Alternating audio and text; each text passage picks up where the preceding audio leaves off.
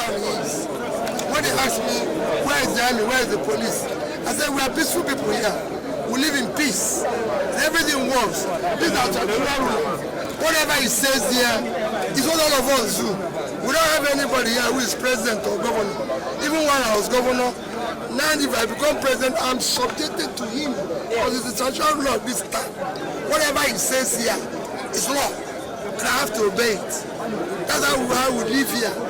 That's how you can see me come, bow to her and everything. You don't come with the idea of coming with exerted power. It is God's grace. So when God gives you that grace, you respect all that grace.